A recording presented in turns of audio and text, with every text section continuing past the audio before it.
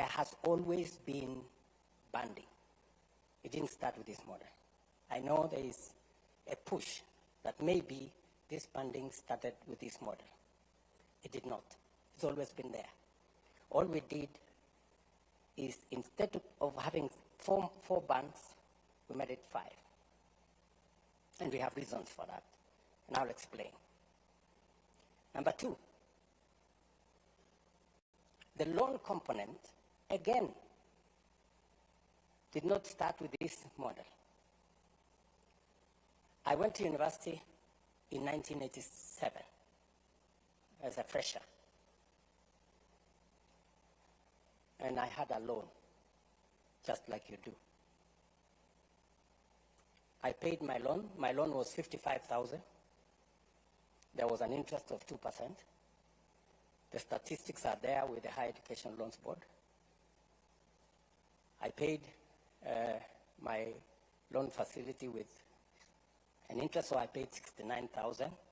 In fact, I paid my loan when I got my first salaried job as a member of parliament. So the loan component is not a new thing. It's what has always been there. It's what makes the model sustainable. What we have done is, and I want to put this in context,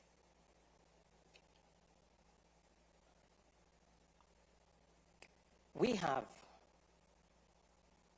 about 10,000 secondary schools.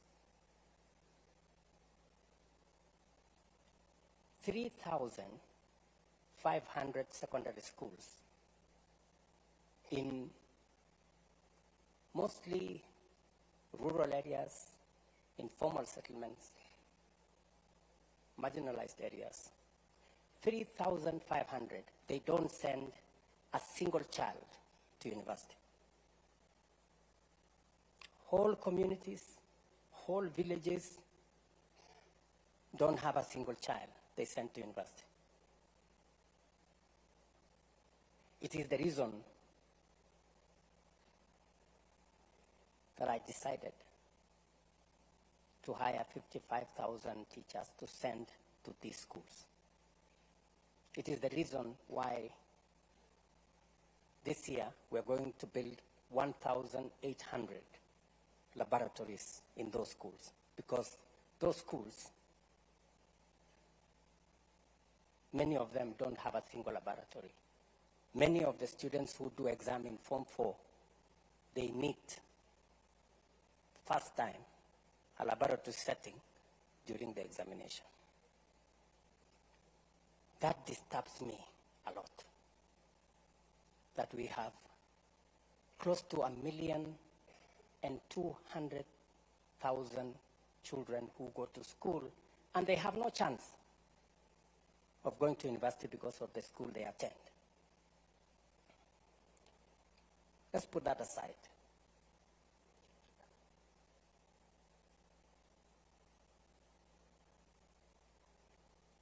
In the new funding model, about 12% of the students are in Band 1.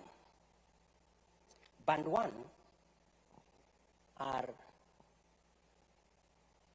straight children who are orphans. All of them, without exception, go to Band 1.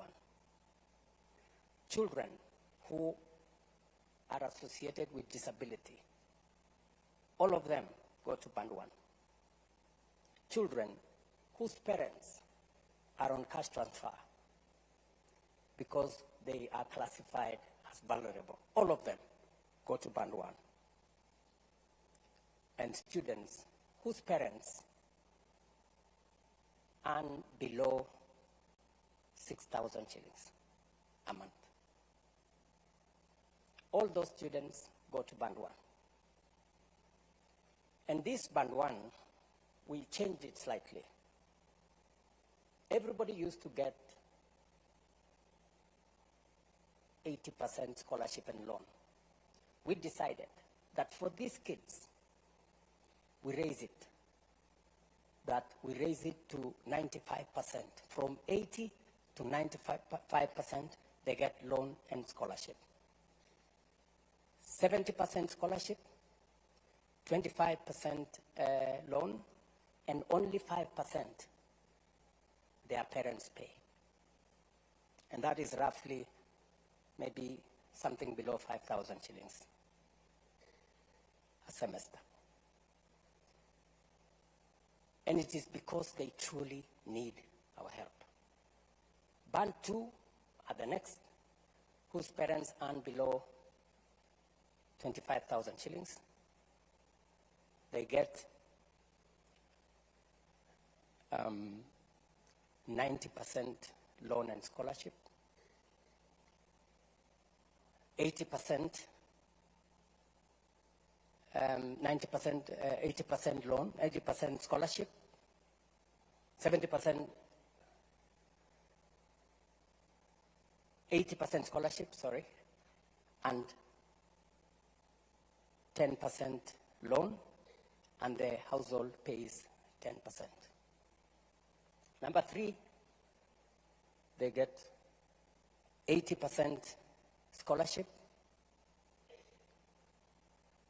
10% they pay,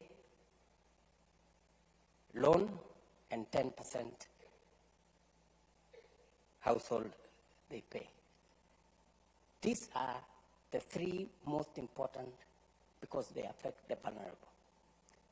The others, band 4 and band 5, these are the people whose parents earn up to 70,000 are in band 4, and in band 5, the people whose parents earn beyond 70,000. So, the assessments are being done by a means testing instrument. They are not an arbitrary figure. A means testing instrument that has been in operation since 1996. I don't know whether the people from Higher Education Loans Board are here. When did the means testing instrument come into? Is it 91 or 96? 90? 1996. That means testing instrument has been there since 1986. And it has parameters from a multi-agency approach. We have parameters from Kenya Revenue Authority. We have parameters from Kenya National Bureau of Statistics.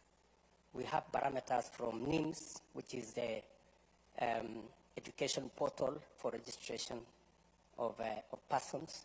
We have statistics from our ecosystem that serves the registration of the vulnerable in the Ministry of Labor, and many other variables that are put together. It is as objective as it can, and we keep improving on it to make sure that it assesses our children correctly. There's been cases, legitimate cases, of some students who have been placed in the wrong band. And sometimes it's because of the information that has been supplied. And there is an opportunity for a parent or a student, if they are banded in a band that they don't think they belong, there is an appeals process. Last year, I think we got 9,000 or 10,000 appeals. This year, we've gotten how many appeals so far? How many appeals so far? 26,000 appeals have come in, and they are being processed. And they have undertaken that any appeal of the 100 and how many students applied? 134,000 students applied, 26,000 have appealed, and they are being processed. They've given me the word that the processing will take 3 weeks, and every parent or student will get their responses. Yes, sir. Especially if they have supplied information and corrected the information that's sometimes in the portal. Yes. Some of the time, when students go to a cyber, and sometimes the cyber keys in information that's not correct, we end up with the wrong information, and sometimes we end up with students in the wrong band. But overall,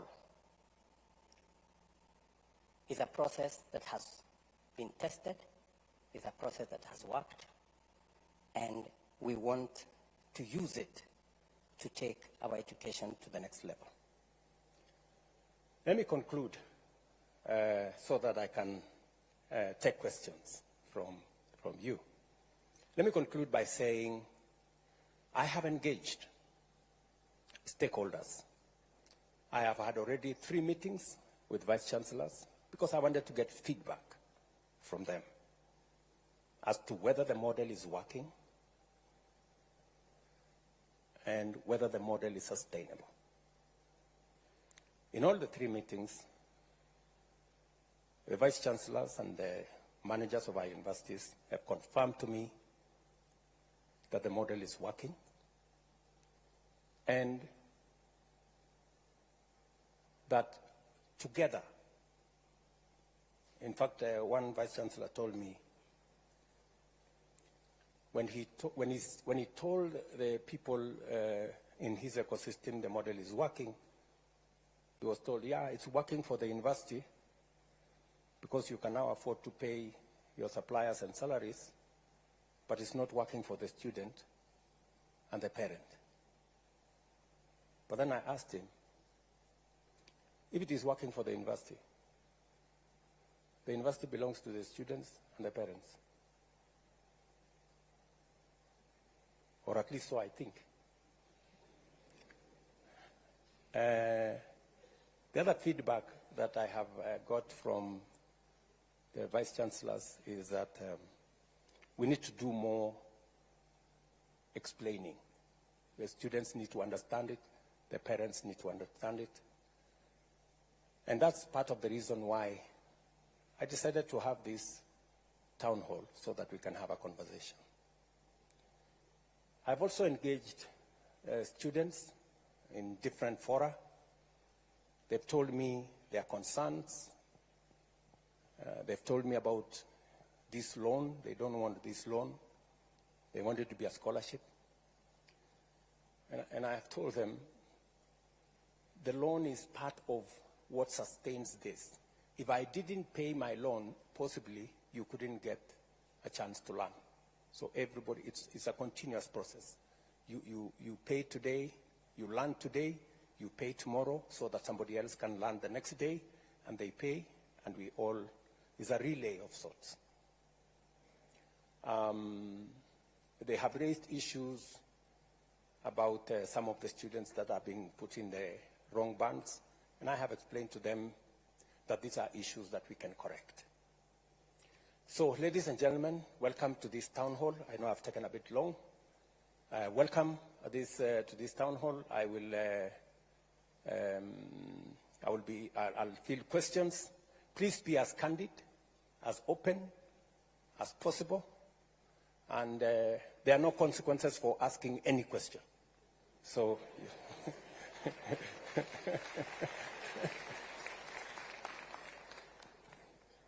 Karibu.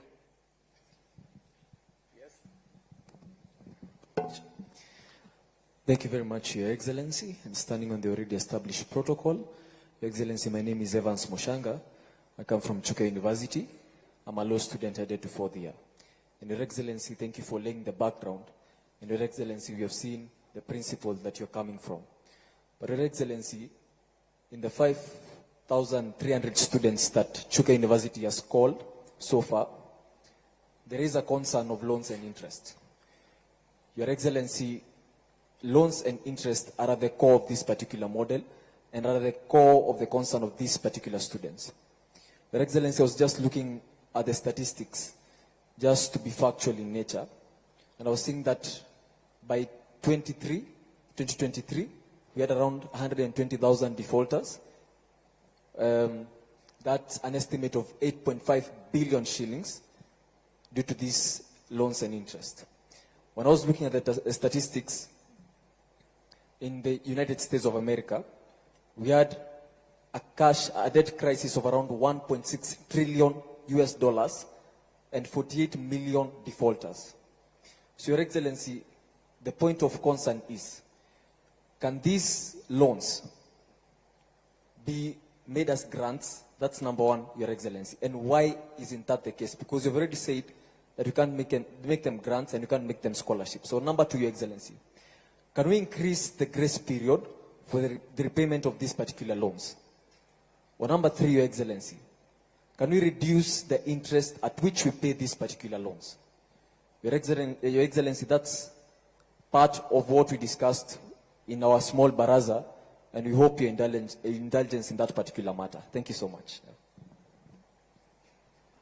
Thank you, Mushanga. Maybe I can take another two so that I can answer them. Do we take it from the same side, or maybe we can try another side here? Your Excellency, I'm Newton Kipleting Lagat, the President Cooperative University of Kenya.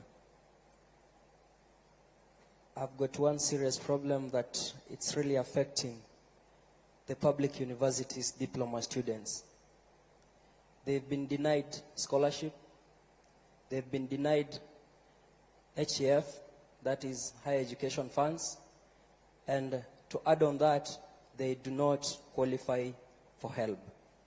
That means they are going to educate themselves when taking their diplomas. It does not end there. When they graduate from diploma, they transit to degree. For you to qualify for scholarship or HEF, you must have transited from high school or secondary school to a campus through COOPs. Diploma students are not in COOPs. They've already gone. So that means you've educated yourself in your diploma. You're again going to educate yourself when taking your degree. The new funding model has not addressed that. Thank you.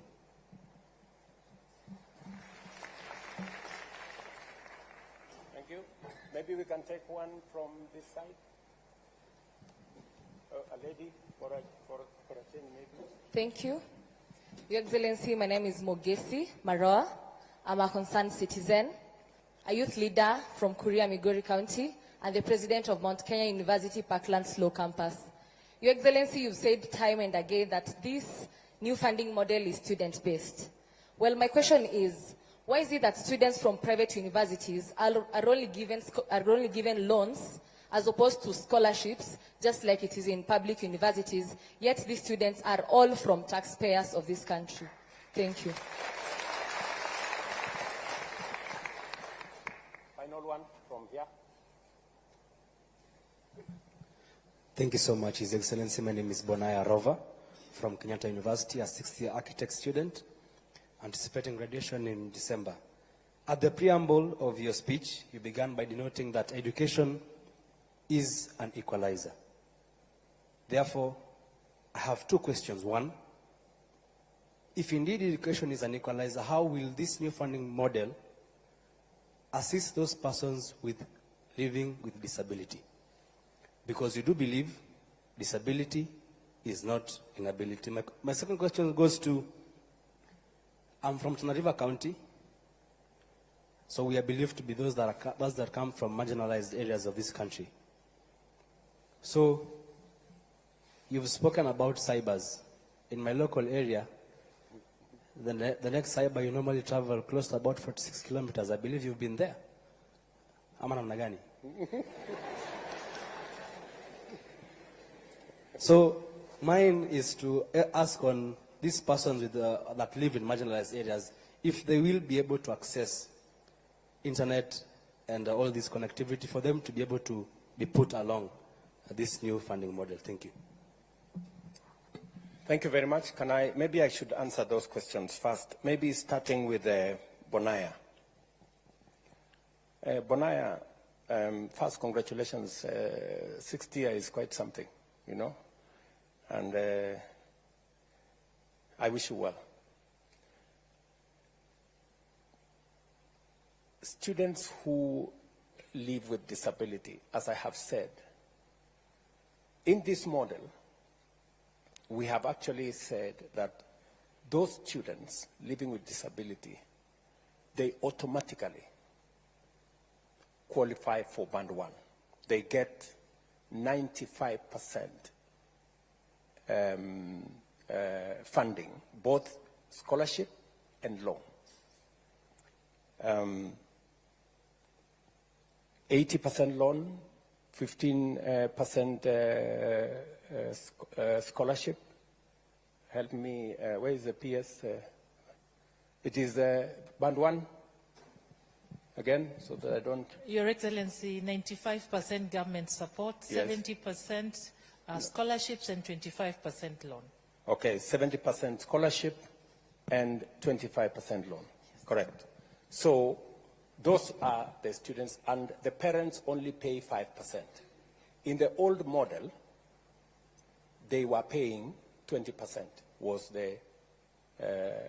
what was outlined. Secondly, you are aware that people living with severe disability, we have expanded the numbers of citizens who now qualify for cash transfer. We had 1.2 million citizens. We've now expanded that to 1.7 million citizens. We just recruited another 500,000 aged orphans and people living with disability for us to be able to look after the vulnerable. Because as a society, we have to look out for the people who are vulnerable, especially those who live with disability. Number two, you asked me about cyber. It is true. I was in Tana River actually about a month and a half ago. And I can confirm that the distances are far. But the good news is this. If you speak to your member of parliament, we have already agreed with them that they will set up an ICT hub in every ward in Kenya. We have changed the law. The CDF law that was used for just building schools, we changed the law. I signed the law into effect, and now we are using CDF to build an ICT hub in every ward for 3 reasons. Reason number 1 is to make sure that ICT infrastructure is available to citizens, including students. Number 2 is because we have a big program on digital jobs. And number 3, we want to encourage digital commerce, and we want government services to be available on that digital space, and therefore citizens don't have to come to Nairobi or to go to other areas. They can access government services from those ICT hubs. So we have a plan around the ICT hubs. I got a brief yesterday. We are now delivering we are now delivering internet using Kenya power lines. It's easier. So every place where we will have a Kenya power line, it will be possible to access the internet. We have already rolled out that program. Mugesi Maroa, sorry if I get your number right. You have a very valid point that private universities have students whose parents are taxpayers. That's correct. Public universities are run using public funds. We sponsor, as Government of Kenya, public universities. Private universities have sponsors. They have foundations. They are run by people who have networks of raising funds, either using foundations or other means, which sometimes as government we don't have. And because we value the fact that even those in private universities are also Kenyan students and their parents are taxpayers. That is why we haven't shut the door on them. We have said we are going to make public resources available to those students as loans, the same way we are making public resources as loans available to students in public universities. The only reason, Mogesi, why we, in this model, we have said we cannot provide for scholarship is because in the past, we said we are going to give them scholarship. And because we didn't have the money, we didn't. And we put many of those private universities in a lot of trouble. In fact, one public university closed down because we took students to them. They trained the students. We owe them money. They couldn't pay their staff. They couldn't pay. They closed down. So it is better we keep our word. It is better for us to say, this is the much we can do, rather than for us to say we can do so much. Today we have a debt of about 51 billion shillings owed to our private universities. It is a debt that we must pay, but it is unfair for us to continue to accumulate debt. It is better we tell them, for the moment, we cannot afford, but in the future, when our situation improves, we can reconsider. My good friend, Mr. Lagat, you've made a case for diploma students that they don't qualify. And I think your question is diploma students who are studying in universities. The loans and provisions we have made are for students in our TVETs. And I will tell you where the difference is. You know, as a way of making sure that our TVETs function, when I was Minister for Higher Education, I found out that it was cheaper to go to university than to go to a TVET institution. That was the case. Because we didn't consider properly TVETs. And it is one challenge I had to deal with. Because for a very long time, as a country, we considered TVET as a place for students who are failures, for lack of a better word. And that was a very wrong classification. And that is why when I became Minister for Higher Education, I brought a very big conversation. In fact, it was a very controversial conversation. I remember one Vice Chancellor of Moi University, then Professor Ogot, saying that the minister is causing confusion because this TVET thing is not the thing to do. But the reality is, whether you go to Germany, whether you go to Australia, many of their students go to TVET institutions. There is a lot of value in us balancing our education between knowledge on one end and competence and skills on another end. And therefore, it is the reason why I pushed very hard.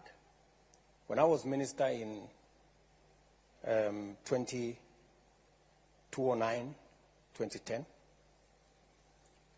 there were only maybe 20,000 students in our TVETs.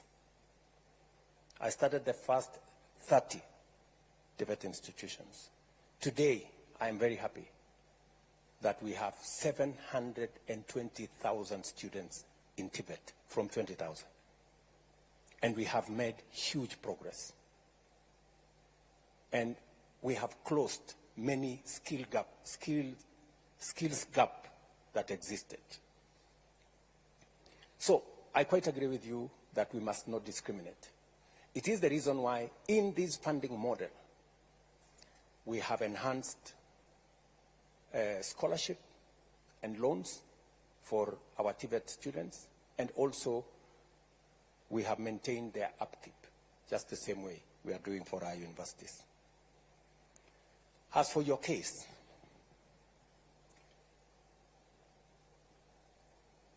when universities are being considered, they are being considered to provide university degrees. We were trying to discourage universities from also doubling up and doing diploma courses, because there are many institutions now. We have close to 250 TVET institutions that can offer diploma courses. But the saving grace is that if you are a diploma student and you join a university after your diploma, you join as a second year, I think, you qualify for Higher Education Loans Board from there. And those are the instructions that we have given to the Higher Education Loans Board. Can we have a confirmation from you, gentlemen, that that is the case? I want you to answer that, gentleman. That is the case, Your Excellency. They are funded like any other student. When they join university for degrees.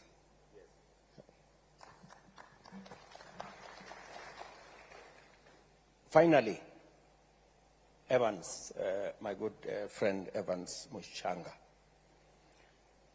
Your issue is that the loans and the default. You know,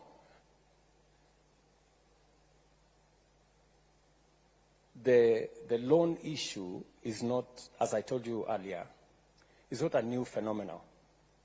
All of us, I can tell you, any student who has gone through university, unless their parents paid the full fee, they have a loan. And I don't think there is any crime in having a loan. And I don't think there is any crime if you have a loan and you genuinely don't have the money to pay for it. I am agreeable that we must look into the subject of a grace period, especially to consider that no student should be asked to pay until they have a job. I am agreeable to that. Because you can't ask a person who is tamaking to pay. Because, I mean, you'd just be asking the impossible. I didn't pay myself until I got a job. Nobody followed me. Maybe these people are a lot more aggressive nowadays. So I think the position should be, until we are sure of an income, and we have many ways of finding out an income, whether they are doing a good business, we can collect a lot of information from KRA and all the other agencies, Kenya National Bureau of Statistics. And I will encourage those of us who took a loan from the university, if you can afford to pay, please, let us pay. It's the honorable thing to do so that the next bunch of kids can also access university education. On the interest is calculated by actuarial scientists. It is not meant for government to make money. It is just meant for it to be sustainable. That by the time you're paying, if you had been given 5 shillings, it is still 5 shillings that you pay. I don't know whether that is the correct position. Again, Higher Education Loans Board, you are the people who calculate the interest. Can we lower the interest, or you want us to take it up? Your Excellency, we did a study in 2015 called the NFAC study. And that study showed that for any 100 bob we are lending out, we are recovering 48 shillings only.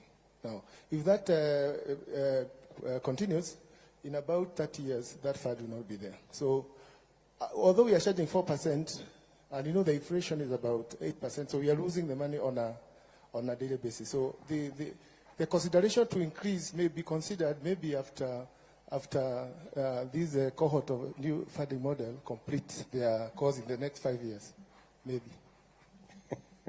I don't think that's very good news.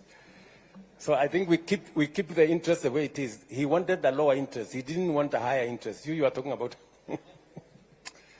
So I think the interest at the moment is not sustainable, but let's keep it there as we figure out what to do next. I will take another bunch of questions. Where do we start this way?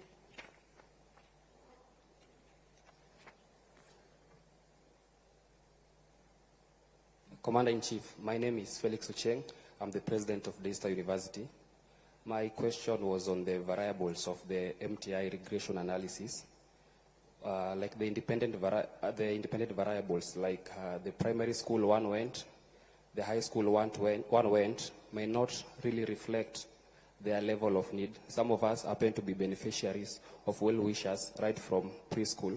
Now when we want to gauge our poverty index by the primary school and the high school we went, it might not really reflect our level of need. And as though there are appeals, they are not always successful, and this is to the detriment of our constituents. And again, Your Excellency, I know you've talked about capitation and about maybe trustees owning private and public universities, but I'll give you a case study of Kisii University. They had an influx of students, and their facilities were so stretched. Whereas a school like Daystar University, we have a state-of-the-art School of Law and School of Nursing, and these facilities are laying bare, and some of these students could also come and learn with us. Thank you. Thank you very much. Sorry. Okay, maybe I check another. Yeah, maybe this way. Thank you very much, His Excellency. I'm Ongaro Richard from Jaramogi Oginga Odinga University. I have but a question. In the first case, I want to ask the people from the Health Board. There are 40 years per now, but when we joined, we applied for these loans. And so I'm expected to settle my loan, that is summing to almost 240 plus the interest. I know it can't exceed over 300,000. But today, with the new funding model, how much are these students expected to pay at the end of their fourth year? Another question. You say that the banding began in 1986, but it never sounded like it sounds today. We never knew that these bands existed. Okay, maybe the ideas and the ideologies are good, but the mode of implementation has gone astray.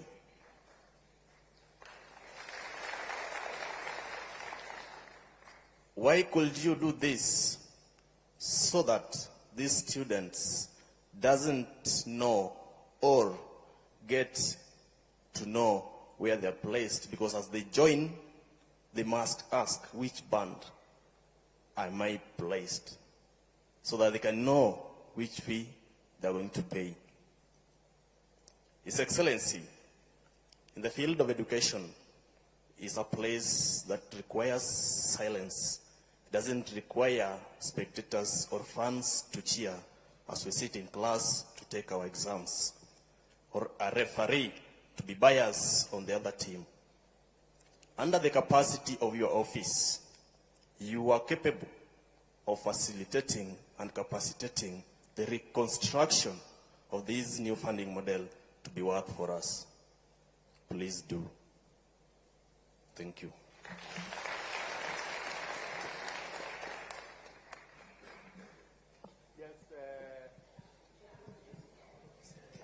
Thank you for this chance. Okay, they are saying too much behind. Maybe after you will come forward here. But with respect to hierarchy, my name is Melody Weremonjeri from JQuat. I'm also a law student. My question is on late disbursement of funds to students. As it stands in the previous, there are previous instances where late disbursement of loans to students was a common occurrence, and I happen to be to sit in a chair, to chair in a bursary committee in my university, and it's really disheartening to see students unable to do the exams because school fees has not been fully catered for by the time the exams begin. What is the government or the help planning to do in that regard so that we can minimize these instances of late disbursements to universities? Thank you. Thank you, Melody. Finally, we'll do another round. Then we'll come back to you and we'll come to the people here. Yes? Who? Okay, somebody in front. I want first to acknowledge your presence as the 5th President and the Commander-in-Chief of the Armed Forces. My beautiful name that my father gave me is Kisero Junior Kennedy Otieno. I'm the Secretary General of Kenya Methodist University. And I have a few things to put across, Your Excellency. First, when I entered this hall, I like checking where I am. I saw from whatever is written here, hashtag, fee has fallen. Your Excellency, the fee has not fallen, that's why we are here. So, and first thing first, Mr. President, I've been privileged to be under your administration in 2 capacities. One, I enjoyed your administration when you were an MP in Eldoret North. Yeah, we used to learn hapo kama good hapo chini karibu na kwenu. Yes. And secondly, I've also experienced your leadership now that you are the president. Mr. President, I can assure you they are totally different. From when you were MP, people used to go to the street to celebrate your achievements. Nowadays, we just go to the streets to demonstrate. And Mr. President, don't get me wrong in the first place. The reason is why I know when you are the president, it comes with a lot of responsibility and people to advise. And I will start off by saying those who advised in this new funding model, I will not be wrong to say there is a problem. And that's why we are here. We have to go back to the drawing board. We have to start off afresh. And my question is, Mr. President, the first question is, what was so wrong with the old funding model that we could not sit down and amend it? Because even a constitution of a country, you just don't wake up one day and bring a new constitution. We always go and say, hii clause imetufinya kidogo kama wananchi. We go to the parliament, they amend it, and they take it to the president to assent and sign it. So I feel we should go back to the old funding model and amend it. Because, Mr. President, we don't lack stakeholders, we don't lack resources.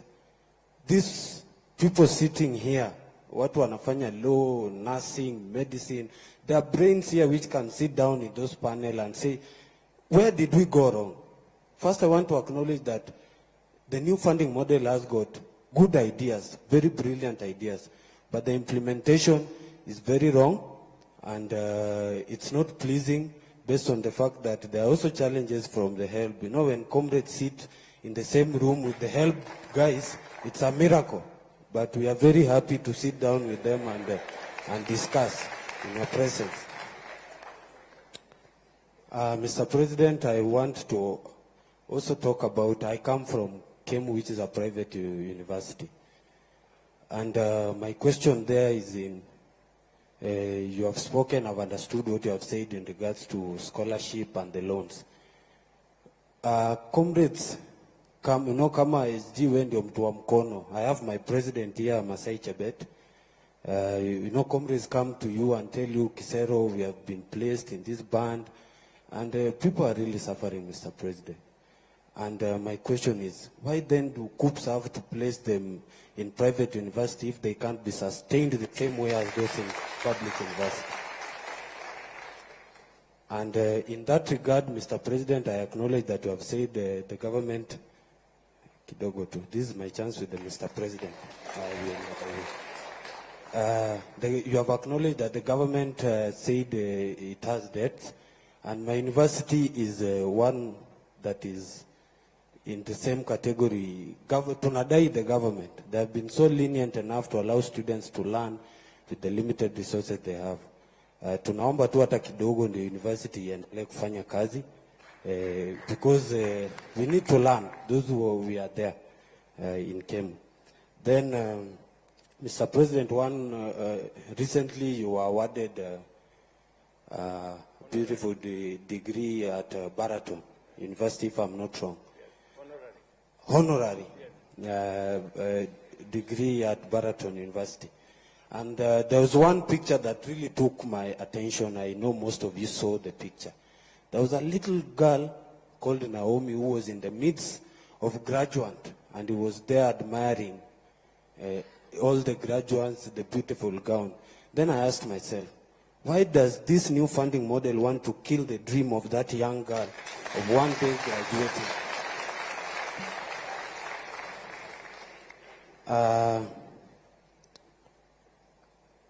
I want to say this, Mr. President. As the commander, I first started by saying I acknowledge your president as your presence as the 5th president and the commander-in-chief of our defense forces. And one of your roles in that regard is to act. Please act, Mr. President. We beg you. Please act. Then lastly, namalizia kabisa. Lastly, Mr. President, we don't have to go to the street when we can resolve this thing here today. Ama namna gani wangwana? Yes. Because we also don't like going to the streets when we can solve things at the table. We are ready to be part of the discussion. We are ready to listen. We are ready to work and ensure that we change this. But the bottom line remains, let's go to the old funding model. Amend it to what you wanted to achieve with the new funding model. Thank you so much. God bless you.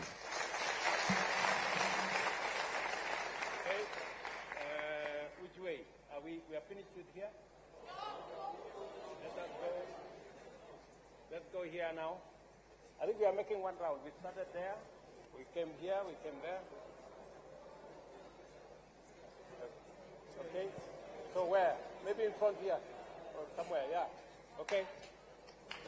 Your name, please. Asante sana mtukufu rais. Jina langu ni Brian Waka kutoka chuo kikuu cha Rongo. Tunapokusanyika hapa siku ya leo kwa ajili ya kuzungumzia masomo katika vyuo vikuu. Mtukufu rais, hatuwezi soma pasipokuwa na usalama. Tungeomba utupe usalama sisi wanafunzi katika vyuo vikuu. Aghalabu katika kila chuo kikuu tuwe na police bases ambazo zitatusaidia, kwa sababu comrades wanapenda kuona mpira usiku na wangependa wapate usalama. Jambo la pili, bwana rais, jambo la pili nitazungumzia uongozi wa wanafunzi katika vyuo vikuu.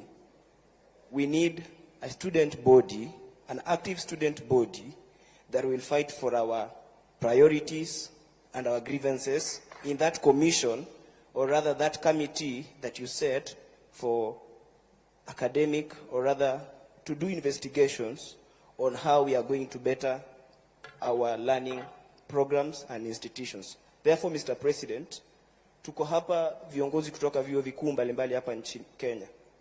Na hivi karibuni tutazindua chama chetu, na tungependa bwana rais katika baraza lako uweze kutupa fursa ya kuweza kuwa na mwakilishi wetu ambaye ataweza kuleta mambo ambayo yanatusumbua kule kwenye ground.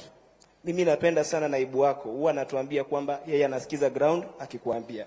Kwa hivyo we need also someone in that committee that will help us bring our ideas on the table. Thank you so much, bwana rais. Asante. Thank you very much. I think those are 4. Let me answer those ones again, and then we will come back to another round of questions.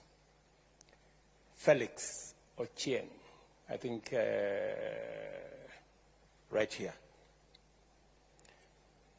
You said that correctly, that some of the criteria used in this whole assessment of the funding model is what primary school you attended, what secondary school you attended, and that kind of classification. Let me tell you, Felix, that it's important because I will tell you that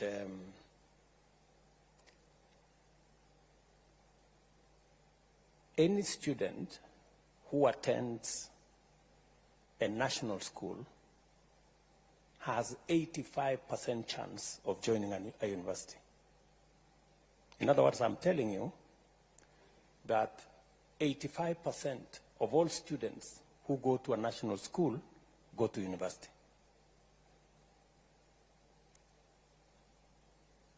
Only 10% of students who go to a day school have a chance to go to university.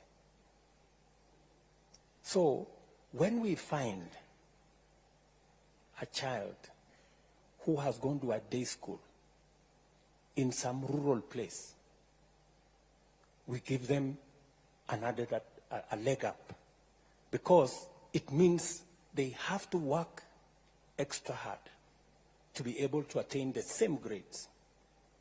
Because in many of those institutions, as I told you, Felix, they don't have laboratories. Many of them have very inadequate number of teachers. And that is the real problem. So some of these parameters may look small, but they mean a lot in terms of the students. Let me also tell you that, and this is something that really, you know, I know, I don't know how to put it, but only 10% of the children of the poor make it to university. It is very serious. It is something that depresses me. Yeah? Because number one, they cannot afford to go to a national school. They cannot afford to go to a private school. Many of them hardly, you know, they end up in a day school somewhere at home. So this is one hell of a conversation we must have. We cannot continue as a nation to have an education system that shuts out millions of the children of the poor. I don't know how to put it. It's as blunt as that. If you look at the curve of students in our universities, the children of the poor are absent. They are the ones in those 3,500 secondary schools that don't have teachers, they don't have laboratories, they are day schools, they are in those areas. It is the reason why I have asked the Ministry of Education. I am putting 3 billion shillings in Nairobi to build 5,000 classrooms, because Nairobi slums are the worst. Those are the children of the poor. They never go to school, and they are in the city here. P.S., you know that. I have discussed this with the governor of Nairobi. I have discussed this with the MPs of Nairobi. And so many other areas. We need a lot of affirmative action. So, Ochieng, to your point, it is because of that realization that some of the parameters we are using You know, a child that has gone to a bridge school in Kibra or some school in Lokichogio, you know, it is something for us to consider when we are looking at how to place them. So we will continue to improve on the model. We are not saying the model is perfect, but I think to a great extent, it is towards 95% in the right direction, and we will keep improving on it. Mongaro Richard, you have told me that by the end of your 4th year, your loan will be something like 240,000, right? And you're asking me, what will the new guys, what will be their loan after 4 years? It's going to depend on the course that they are pursuing. Let me tell you, Richard, you know, we have to be brutally honest with ourselves. The old model, the differentiated unit model, assumed that all courses were the same. And a course in medicine costs the same as another course in a different subject. The reality is that it is not. University chancellors are here. Vice chancellors are here. I don't know whether university vice chancellors are here. Who is willing to tell us that there is a difference? Yeah? Yeah, they are here. There is a difference. And this model recognizes, this new model recognizes that a course in medicine costs 600,000 to train. A course in education costs 180,000 to train. And therefore, for a student doing medicine, government of Kenya gives more for the student doing medicine as a percentage because it costs more to train that student. And if we don't give more to train that student, we will end up with a student with a graduate who is half-baked because we didn't give them the resources to train the student correctly. That is the difference between this model and the other one. So there is every reason why we have to interrogate this model. Let me ask, any vice chancellor who is willing to tell us, you know, don't worry about kusalimiwa. Sisi wengine tumezoea kusalimiwa kila siku. But you know, the truth is the truth. It cannot be changed. I want a vice chancellor who is here to volunteer. Yeah? On, yes, Mwalimu, and you say which college you? Your Excellency, I happen to be the Vice Chancellor of Alupe University. Also previously a member of the Presidential Working Party on Education Reform and a member of the party that recommended this model.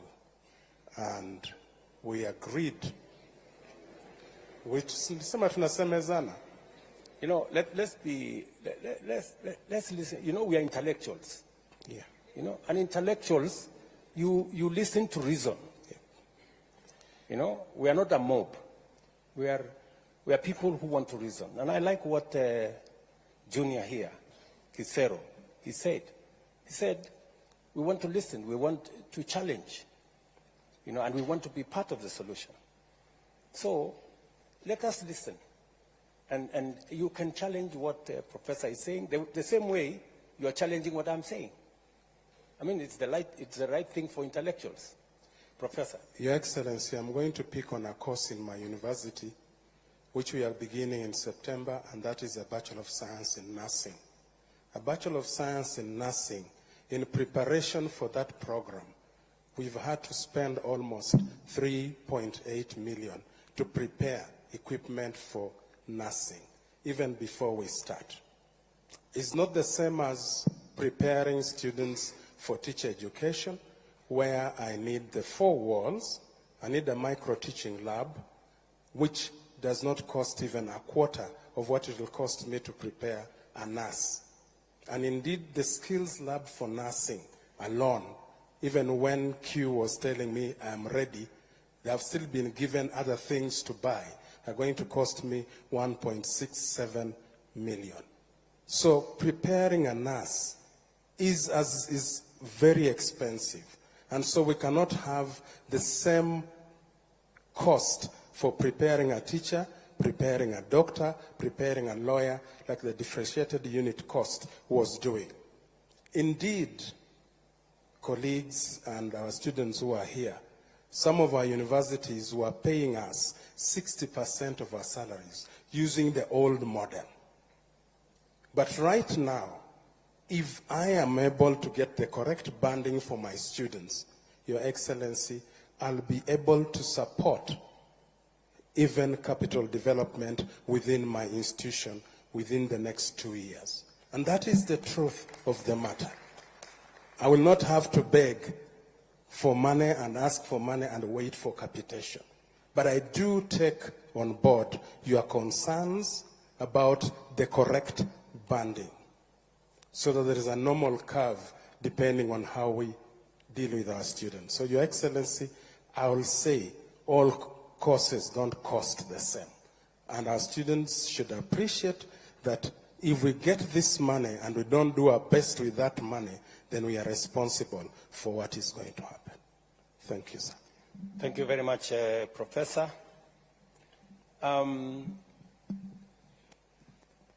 Richard also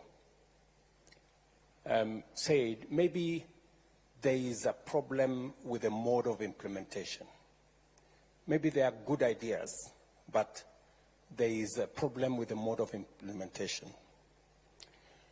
Richard, let me take you back a bit, if you allow me. I have had occasion to sort out 2 other problems like this one in our education sector. When I became Minister for Higher Education, for 19 years, students had to wait for 2 years before you can join university. And nobody wanted to sort it out because it was difficult. Every minister dodged, danced around it, because people don't want to solve problems. It is easy to color problems. Oh, we have a big problem. Talk about the problem. Explain the problem. But it's difficult. It's okay for people to talk about the problems. I see many people. There's this problem. The students are being placed in the wrong band. This model is not good. But I have tremendous respect for the people who have ideas on how to solve the problem, on how to come up with solutions. Yeah? So, I sorted out the problem of university students having to wait for 2 years. It was difficult. I was called names. People said I was going to destroy the education system. But we were incurring huge losses. A student finishing Form 4 and waiting for 2 years, many of them, by the time they were going to university, many of them had dropped out. Others had gone to pursue other things. Some of the girls had gotten pregnant, and it was just chaos. So I took it upon myself and drove a program that eventually, in 1.5 years, we sorted out the problem. Number 2, We had a big issue, a big conversation, as I told you earlier, about education and the absence of technical education in our system.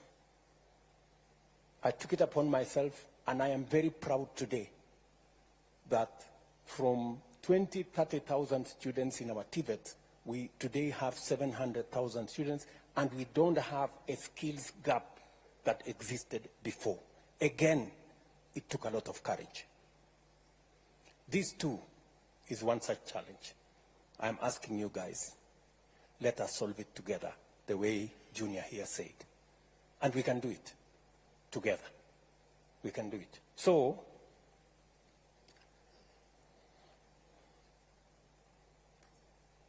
let me combine what, before I come to Melody on lead disbursement, let me go with what Kisero Jr.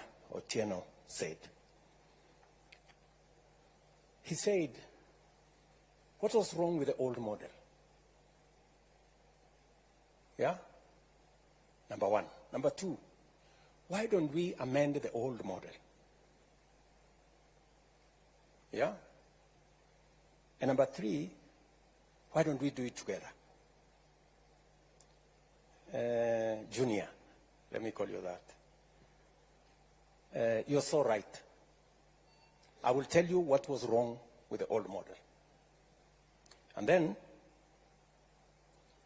I will tell you what we are doing with the new model and how we can do it together. I don't know even whether it is me to say what was wrong with the old model. The old model was almost destroying our education. Because, number one, it assumed that all the courses were the same. Number one. It also assumed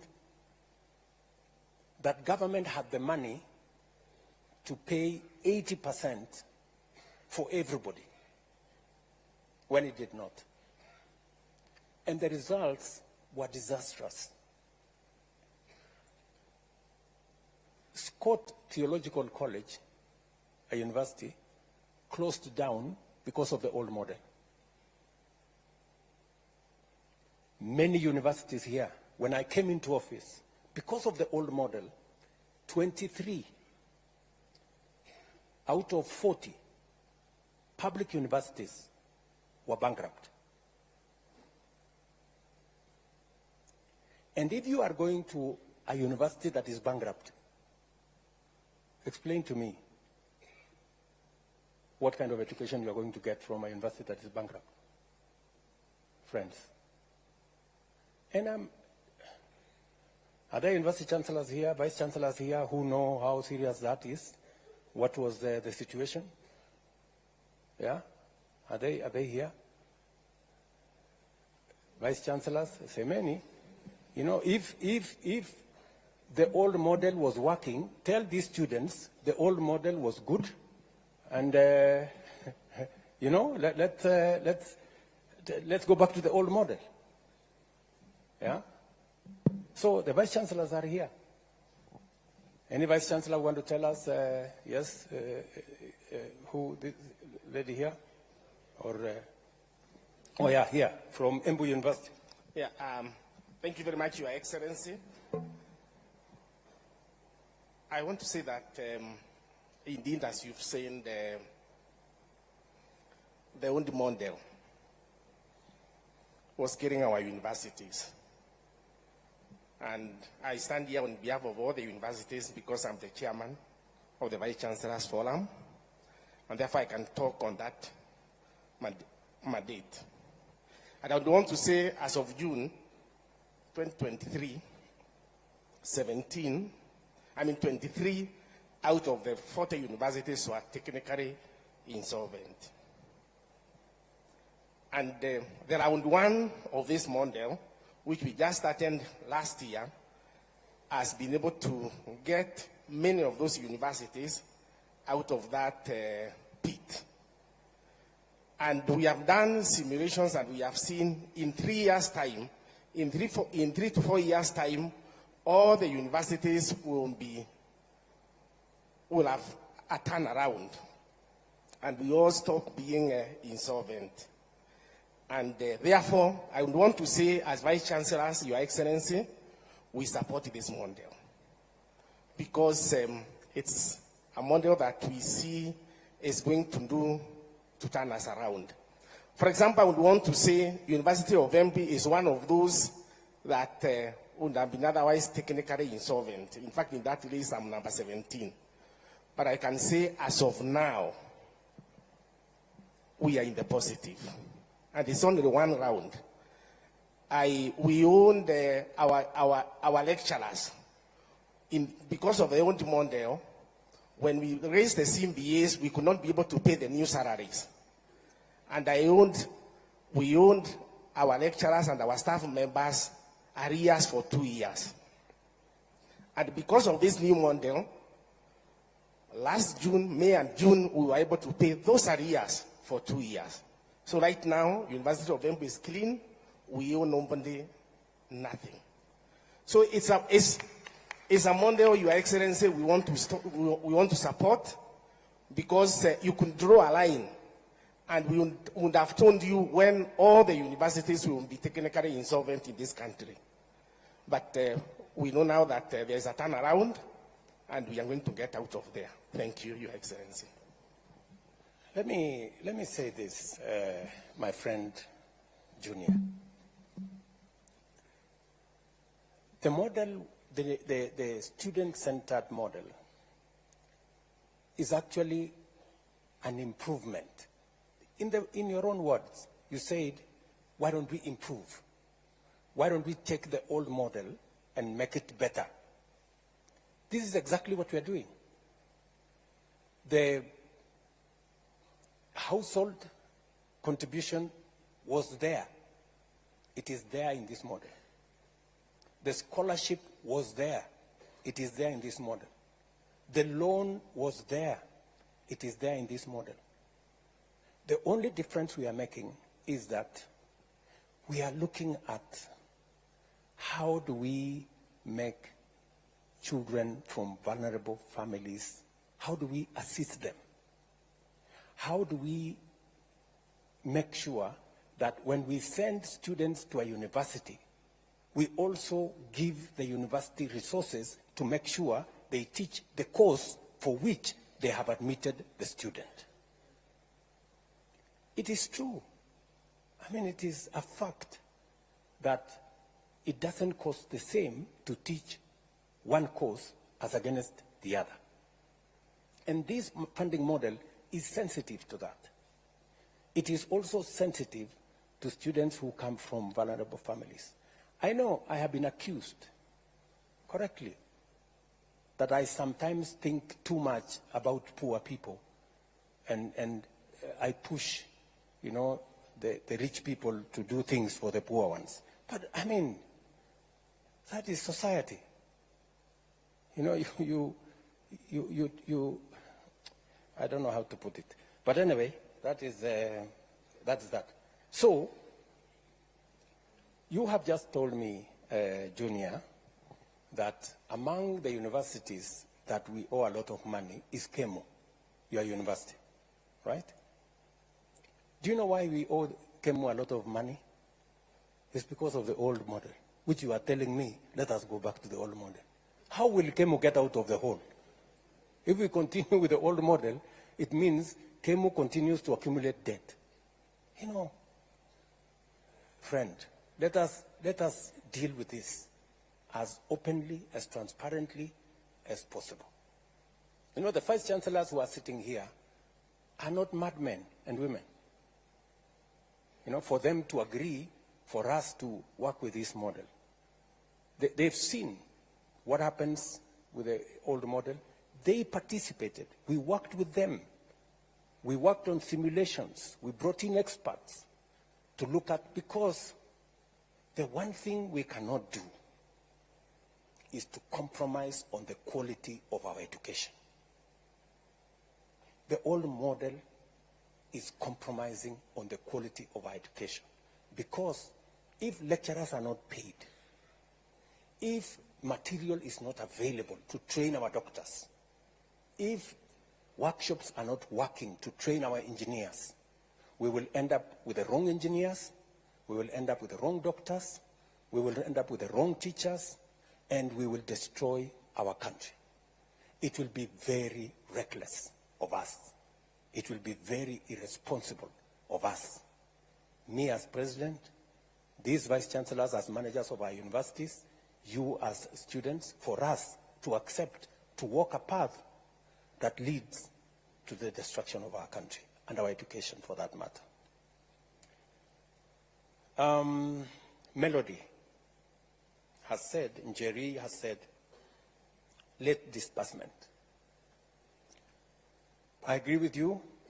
That is part of what brought us to this very unfortunate situation.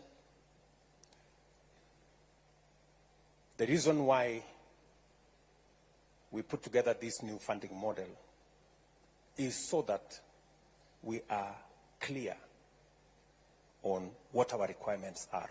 And I have made a deliberate decision that I'm going to invest more money in education. Because if we don't get education right, we will get nothing right.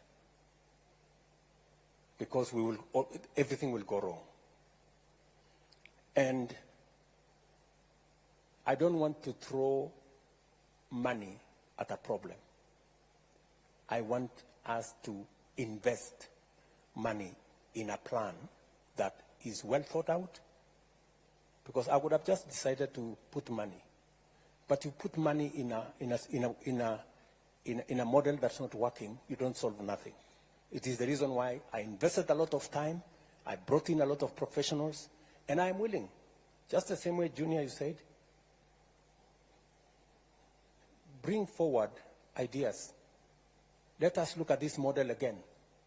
If there is any improvements we can make, if the student body can come up with improvements, let us subject it to scientific evidence, and let us see how we can improve it. The improvement is what we are doing. We are improving on the model that was to make it better.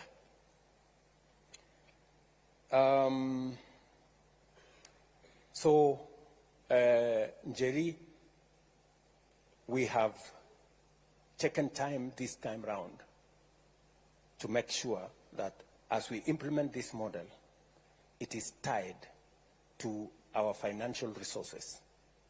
We have clearly identified how much money we need. You know, we based the old model on assumptions, which assumptions were wrong and almost collapsed our education system. This time round, we are using empirical figures. That's why we are feeding them into our budget, so that we give the universities the money that is enough to teach every student for the course that they have been admitted. It is not necessary for us to tell a university, teach for us this doctor, and we have given them money enough to teach a teacher. It is not right, because they will not do it. And if they do it, we will end up with a half-baked graduate. Brian Waka, usalama. Umesema ya kwamba pale university mnataka usalama. Na nakubaliana na wewe 100%. Sasa sijui makarao nikituma hao pale, si mtawashughulikia kweli? I agree with you that sometimes the security situation in some of our universities is wanting, and it is a conversation I can have with the vice chancellors. If the vice chancellors can give us details of where they need support to make sure that our universities are safe, we are prepared to have that conversation.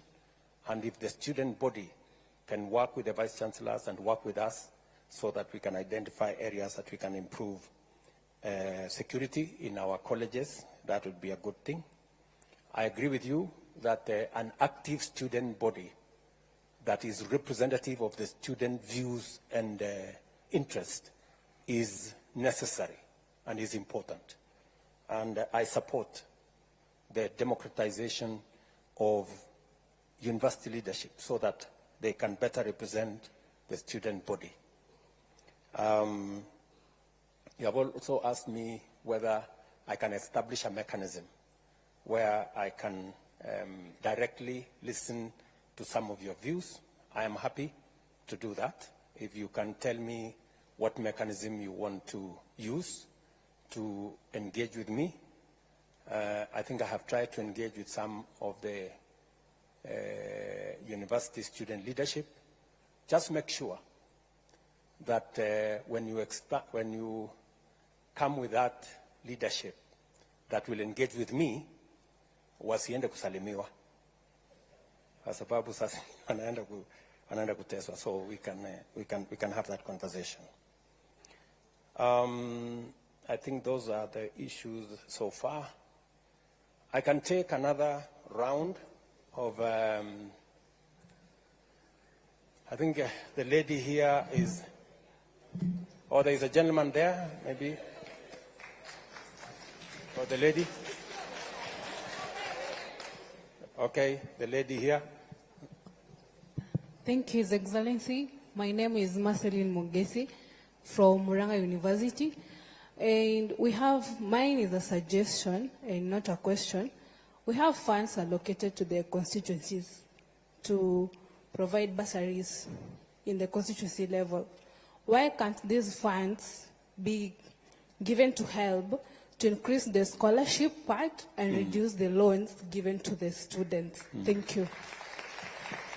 Thank you very much. There is a gentleman there. Maybe we can. A minute. Okay. Viva comrades, viva. Viva comrades, viva. I am Gishangi Gitonga, the JCOT Secretary General. And Mr. President, for the entire time I was sitting on this seat, it was becoming hotter and hotter for the simple reason that by every minute I'm receiving phone calls, because before I came here, I engaged my people from JCOT and they told me if I did not tell you the truth, they would impeach me. So allow me to be as candid with you as possible. Mr. President, my first question, and one of the biggest questions my people have been asking me, is why the rush? Why the rush in implementing a model that has a lot of technicalities? Why the rush? Because I am a financial engineer, and as you have said, the issue of the interest rates is determined by actuarial scientists. But the model in itself has a lot of issues up to this moment. So even if we had all these issues coupled together, you've given a lot of sad stories of people not making it to campus, of campuses such as the Scott Bible Institute being closed. But Mr. President, we have a lot of people being affected right now. While we were at Naivasha, Mr. President, once we left, we felt like rubber stamps. Naongea ukweli, comrades. For the simple reason that after that, a report was given in Naivasha. We had a summit in Naivasha around June. And the report that came out is that we had agreed to the model. And our comrades were really angry with us, Mr. President. So we felt at that point like we were being set up. Like what we are telling the people is just for formalities. And we have spoken in a lot of forums, Mr. President, but I believe you have already noticed that people are not clapping much to even the best of points, because there's a general tiresome. There's a general exhaustion among the people, because we are usually given a lot of promises. We will come to forums such as this, but we know that very little of it will be implemented. And Mr. President, we also know that corruption is the biggest public expenditure. And before you came into office, there were people you came into office with who had corruption scandals. But once they got into office, they became suddenly people of integrity. And Mr. President, in as much as we are discussing education, we know that the HELB decries of you've even told us, and it's also something I take issue with. While we were with you at State House, you told us that the debt was around 70 billion, or there was a time you told us 70 billion. A time came you told us private universities have 51 billion. And today you said 180 billion. And as a financial engineer, I'm finding it a little bit hard to reconcile all these figures, Mr. President. So you could also state it a bit more clearly over that. But the HELB and the PS of Education has told us severally that the public institutions had debts and all such kinds of stuff. But we have seen exposés on Twitter, exposés by the Auditor General, telling us that a chair somewhere costs 3.3 million, Mr. President. I will not rush to criticize anything of the sort, but you know that corruption is a big expenditure in this country. What is your administration doing to ensure that corruption ends in public institutions?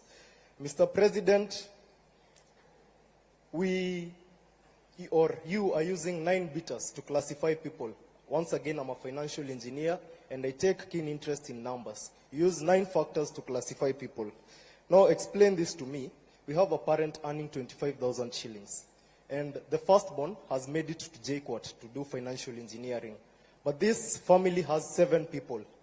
It has 6 siblings under the person who has made it to financial engineering. So, under what category does this person fall? Let's even say it's 50,000. This person lives in the CBD at a place where the life is very expensive. So, under what category does this person follow? Or will we have the same thing repeating itself of that girl who was looking at the people with graduation gowns? Because the firstborn, yes, made it to campus, and they found the new funding model, and they appealed because they were placed in band 5.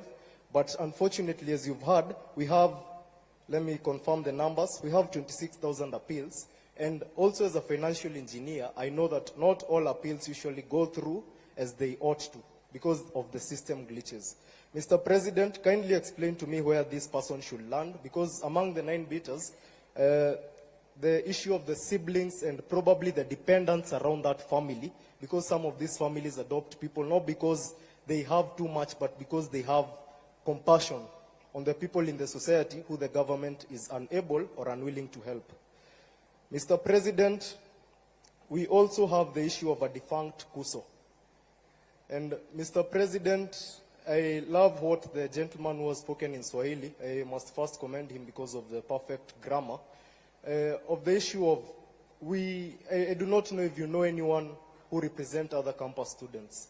Because, comrades, do you know anyone who represents you? Do you have anyone? So, Mr. President, I would like to urge you to probably constitute something that will even be recognized by the government, because as students we have been crying, as student leaders we have been crying for a very long time of people who are there to just by themselves cast, Mr. President, people who are there not to represent our will, but they are own, people who are there for their own stomachs. And these are the people who you are striking against. Mr. President, people in this room are angry because of 2 people. One, it is you. I've told you I'll be impeached if I do not tell you the truth. My constituents told me that they feel, and I will put this as respectfully as possible, that you advise your advisors.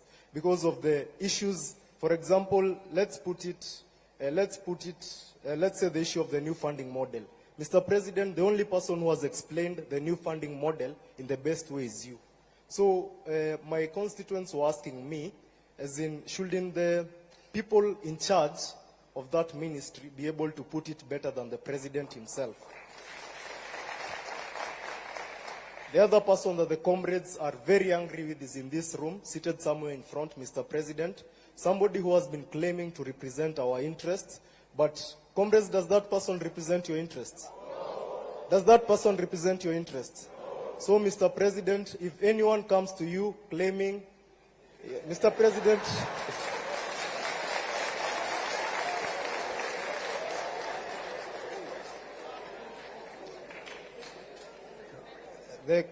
the comrades are telling me to tell him to walk out, but we are here for peace, Mr. President. So I would want to put it as straight as possible and to be as brief as a cock on a hen. Mr. President, as things stand, we do not have a representative. Ukweli ama uongo?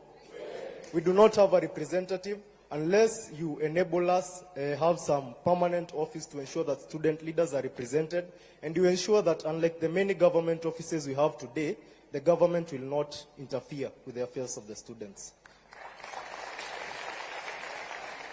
Mr. President, the lady there has raised an important issue. First, the questions that are here, most of them have been raised by the people around me because they've realized that you might not have a lot of time to speak.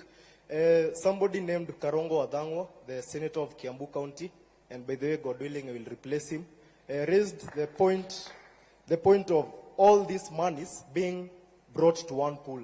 The MC has a bursary, the woman rep has a bursary. Probably, if it was not for a very little chance, the chief might be having a bursary.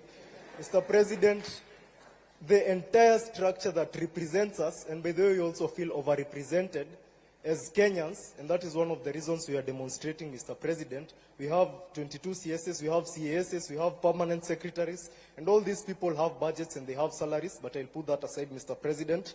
So these people have bursaries.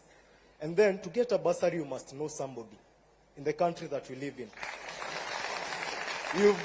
You've said that you feel for the poor.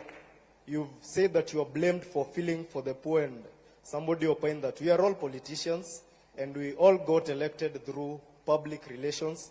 So, Mr. President, if you really feel for the poor, kindly address that issue. We have been with you in several forums, and you've said that you are not afraid to bite the bullet, to take the bull by its horns. Mr. President, the MPs will disturb you. Just a minute. I've been sent by a lot of people. You have cut my time a lot of time. So, Mr. President, these MPs will bring a lot of issues. Somebody said that once you remove the CDF, people will not be vying for these positions because they go there for their stomachs. Ukweli ama uongo? Mr. President, kindly consider that because that will be a legacy. And actually, if you are able to do that, Mr. President, in 2027, I will personally have no issue electing you. So, Mr. President, address that issue. And finally, Mr. President, I feel like there are a lot of discrepancies in what in the numbers that you are being given. For example, you've said that the professor from Alupe, who proposed the new funding model, has spoken about the person doing teaching, the other one doing law, the other one doing medicine, paying the same fee. But we are student leaders here and we are students. Is that the truth? No. Under the differentiated unit costing, does a teacher pay the same amount as a doctor? So, Mr. President, we kindly ask that such small things be reconciled because these are the things that make people strike. Probably in Naivasha, the HELB did a lot of good work, but as I said in the newspaper yesterday, the Daily Nation, you could go through it. I said that you might be doing a lot of good work, but your communication team is very bad. So, Mr. President, for the little good work that you do, ensure that you know. And last but not least, there are students who defer, and also help me on this issue. We have students who deferred in 2022, but they have come back right now. I feel that it will be very unfair for these students to be classified under the new funding model, Mr. President. And they are a lot. And they have sent me with their cries, Mr. President. So I stand here as a representative of my people. Kindly address those concerns. Thank you. Thank you. We have taken already two from this side. Let's take, I think the final two from there, and then from here.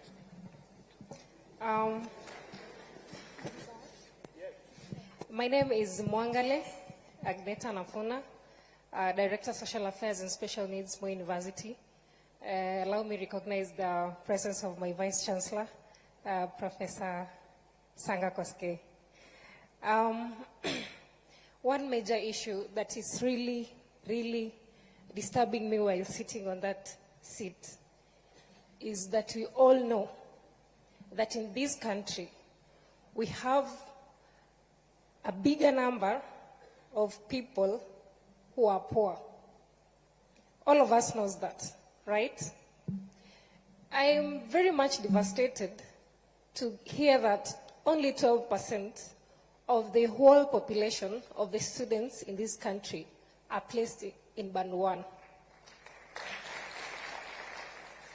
If we really, really, Your Excellency, can do something about this, we can appreciate, because there is no point of giving 12% of the whole population to Band 1 and expect that the other people will just have to appeal. Why would I say this? It's because when giving 12%, you knew very well, or the team knew very well, that you have a lot of poor people in this country. So at least they will have at least given a bigger percentage to these people, and at least consider also those people who are earning maybe middle or who have bigger salaries. I believe that in this meeting where we are seated, we have to be having at least 50% of the whole population placed in either band 1 or 2. Then the little number of people in this country who at least can acquire what they need in life to be placed in those other bands. At least 50%, so that it can strike a balance. Number 2, Your Excellency, as Mwangale, I believe that you really wish well for our university. And I know very well that you have the interest of those people who are needy in this society of Kenya at heart. And I would ask this for elaboration kindly. The other day, the directive was given that students will just go join to university, then, like, without even paying anything. Like, let's reason out, how will it be when students are in university? Yes, they have not paid the money, they need services. We have workers, we have lecturers, and all other stakeholders that really need to be paid. Of course, there are basic services that you really need in our university. So, how are the university going to manage this? If I said I only need a clarification. Then, Mr. President, I will also need maybe some explanation on this, the placement. Of course, everybody is saying the funding model is the brilliant thing that has ever happened in this country. But now the problem is its implementation. In a case where, of course, we have parameters to place these students in band 1 to either band 5. But now how is a kid, maybe whose parents have separated informally? Of course, lately we are having a lot of broken marriages and everything. Of course, you can find sometimes even children end up remaining on their own, or maybe staying with their grandparents. As a student, or as this kid, how are they going to present themselves? How are they going to defend themselves when it comes to their placement? Because they don't have anything to show. Thank you, Magineta. You have asked 3 questions. I think it's only fair that we stop there. Thank you very much. Maybe we can give one more person up Mbele, or yeah, maybe this guy at in front here. Yep. To His Excellency, Mr. President, all protocols observed. I am Nick Okoth from the Aviation College of Mombasa. My concern towards the new funding model is drawn to the situation whereby you have got twins. They are joining the campus at the same time. But then during the placement, you realize one is placed on band 1, and the other finds herself in band 5. How do we handle such kind of a situation? Thank you very much. Can I have, maybe we can take 2 from this side, and then we can take 2 from that side. A lady and a gentleman. We have a gentleman right behind there. Yeah, thank you, Your Excellency, for creating this opportunity. I'm Faustin Wandera from African Nazarene University, and by God's grace, I'm serving as chairperson of the Student Council. Your Excellency, African Nazarene University is a private university. And under this new funding model, we feel discriminated as private universities. I am yet to be convinced as much as you have explained to us this funding model, because of the following reasons. Maybe you can help me to understand if you answer these two questions. If the government decides to offer a scholarship to the students to go to private university, is it that the scholarships are being offered to the universities or to the students who are Kenyans and they have a choice to go to the private universities? Number two, Your Excellency, if I believe the funding model is running, if this model is going forward, then we are being forced as the student leaders in private universities to also find the solution. Just the way you committed to the people of Kenya, I also committed to the students of African Nazarene University that I'll have to make sure that also your needs are met. Your Excellency, if this model goes on, I have a solution. We have a solution which is an initiative. It is called ASOSI, that is African Nazarene Student Organization Scholarship Initiative. Now, as the Student Governing Council, we will be forced to offer the scholarship to the students in the institution.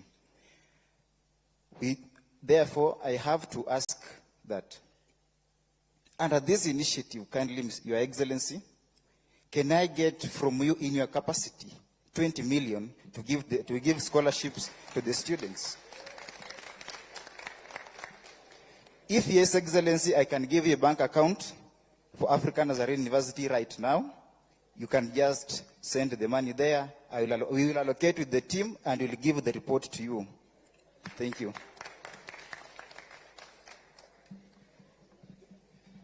A lady this time round. Let's get a lady. Hello. Yes, I'm Teresa Nzisa, and from Taita Taveta University, Special Needs Secretary. Then here mahali hapa mahali nimekaa tulikuwa tumekusanisha maswali kwa Omar. Then anaezongea juu nimepata mic.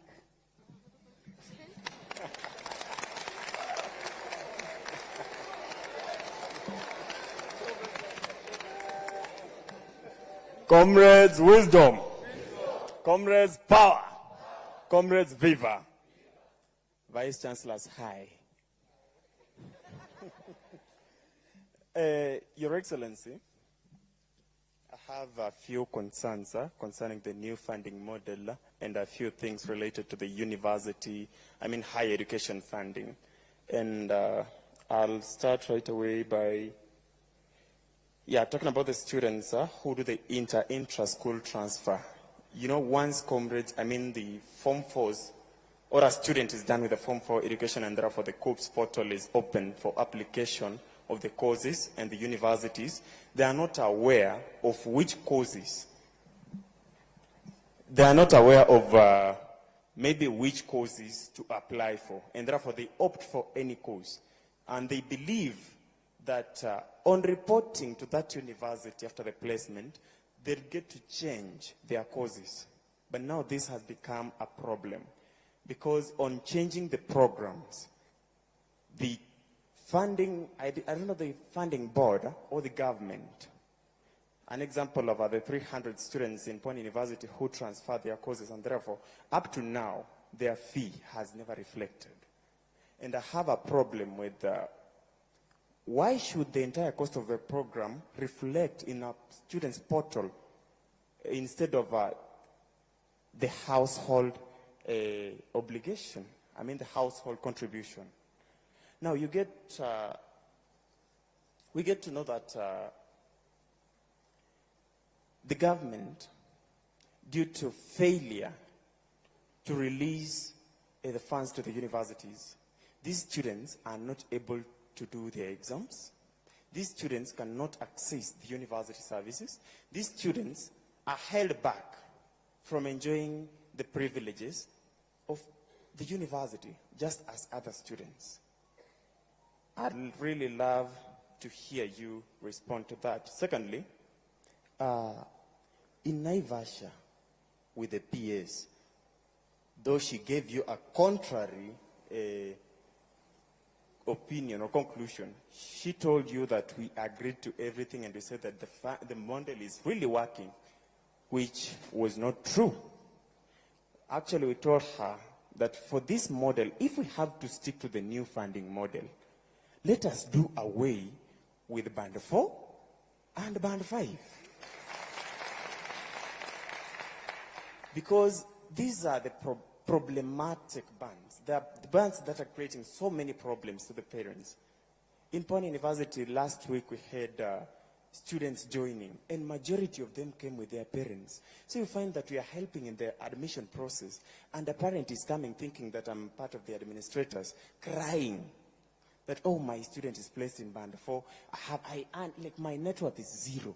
What should I do? Na anatoa machozi. Really, Mr. President, I thought this government is for Mama Mboga and mtu ya boda boda.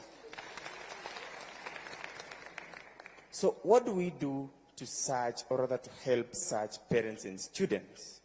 Number 3, you said that if students can propose better ideas to make this model work, then I'm a social scientist. I can offer one. Now that my wise colleague there said that we have so many bursary kits in different dockets, starting from the MCA up to the presidential, your office also has a bursary. I don't know if that is true, but you know it yourself.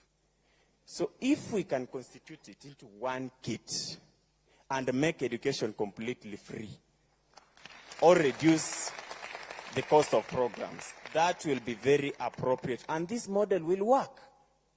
Number 2, I asked myself, now who sits back and decides that now this program is going to cost this much? Who?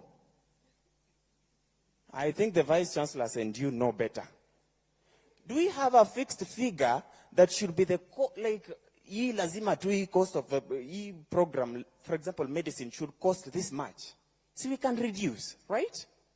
So if we have a reduced cost of programs, and let's say, for example, you have those, maybe the impossibility of Band 4 and 5 being done away with, now we have Band 1, 2 to 5.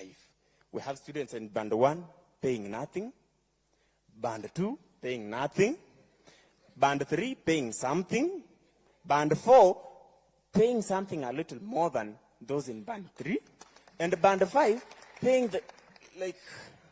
that way this model will work. Mr. President, I can assure you. Thirdly, we've talked about the corruption in the institutions. We have this seat. Mtu akikwambia this seat costs $1 million. That's crazy. We have this thing called a procurement act or procurement something. Like each and everything has to be procured. We have those procurement officers. Those are the sources of corruption. Mr. President, if you have to do something, then start with doing away with those offices. How the hell can we have a seat here costing $1 million when we know the actual price? So can we have the procurement act done away with? Thank you, Mr. President. Thank you very much, my friend Omosh. Is that your name? Omosh? Omash? Omar. Omar. Okay, Omar. Thank you. Let's take two. I am informed that we are running behind time, but I will take 2 more. Yes, my sister? Okay, Kalen Karemi, the Vice Chair of the East African University. Mine is on what you have said about the private universities. For example, let me give you a case of myself. I studied in the village Ade school. Let me recognize the school St. James Kiarida. At that time, when I managed to get a C+ to join the university, but when I was going to apply through the COOPS, my C+ could only admit me to a private university. So you find most people, the cluster point is high for the public universities. And yet, they will be, when they are going to apply, they will be placed in the private universities. And you have said you can't offer the scholarship. Right now, for me to pay the 19,000 that I'm paying in the private university I am, my parents are really struggling. That is for a fact. What if that parent of that student in the same case as mine, who is in a day school, is going to pay the same 80,000, 90,000? With that student manage, that the student can't manage because the cluster point for the public university are that high. So what are you going to do about the cluster point? And then I'll go to question on the burden. We say, for example, a Maasai who stays at Narok. That person owns 100 cows. When I'm going to apply for that as where I studied in a day school, I'll be placed in band 1. And 100, you sell that cow for 50,000. The net worth of that person is 5 million. And that person will be placed in band 1. Reason being, the person is from the Maasai. They are known for those people who doesn't have, sorry to say that. Sorry to say that. And yet, when that person doesn't have a KRA to feel about the parent when applying for the help or whatever, and yet that person net worth is 5 million. And that person will be placed at band 1. And then there's a case, someone from JQuad said that person is earning 25K. Are we fair on that? Yes, that is my question. On the cluster point and the... Thank you. Thank you, Karemi. I think we give this chance to a gentleman.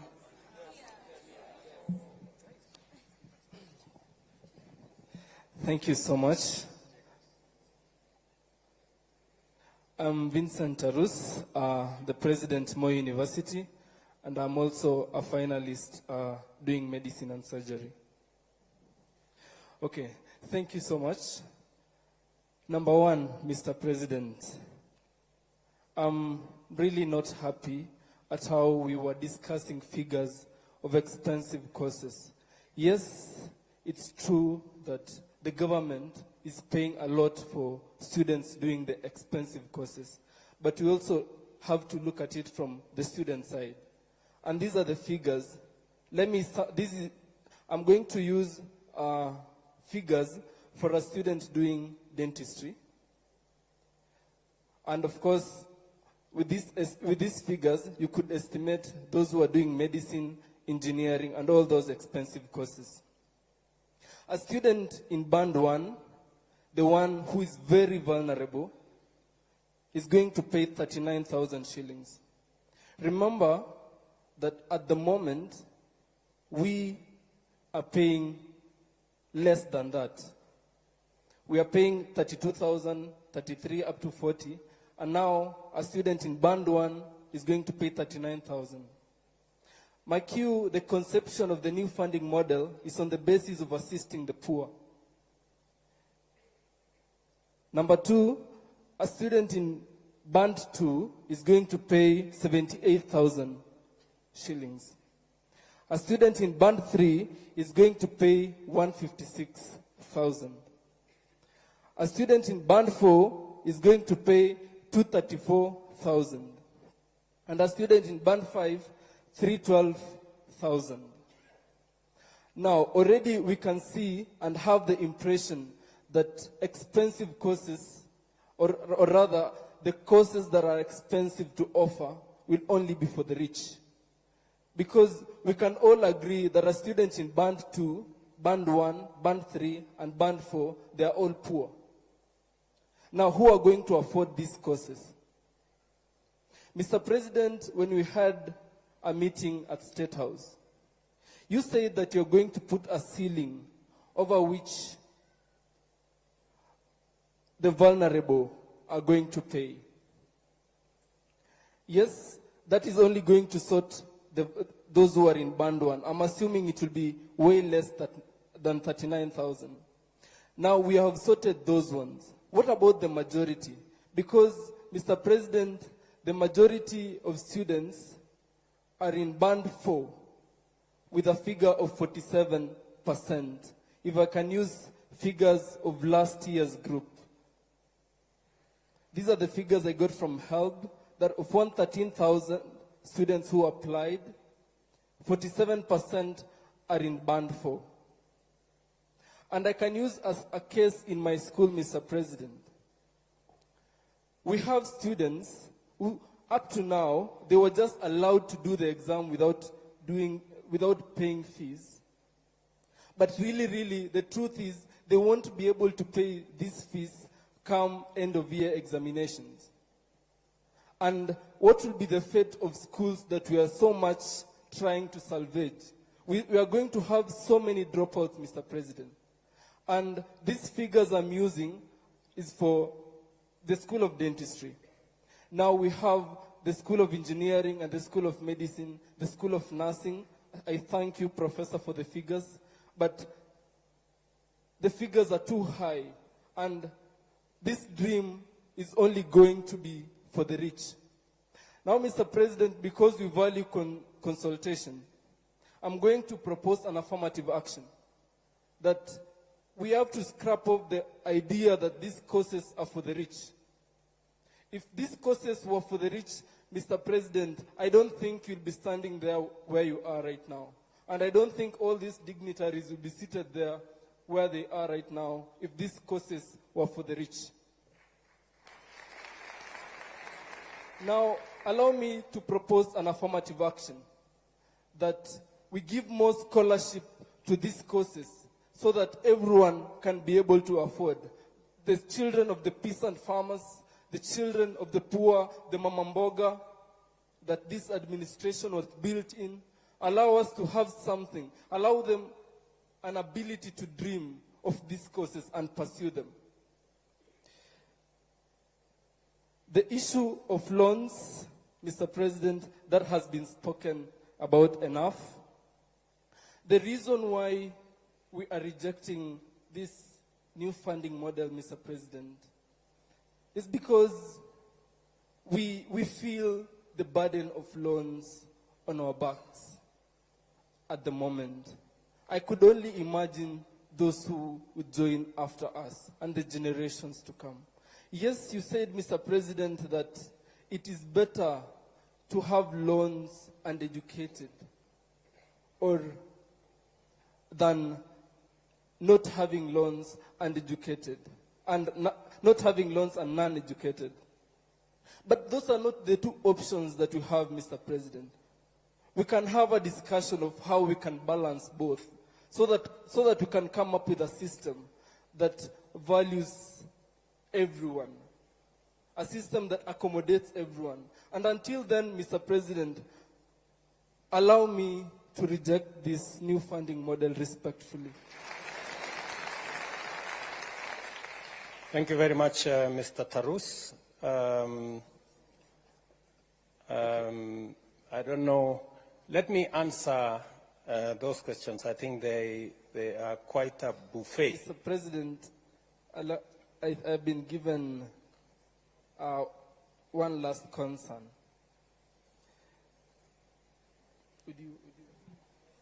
Okay, it reads, yes. Please, okay, the issue of student independence and admin stepping on student leaders. I think this is addressed to all our vice chancellors, the management of our schools.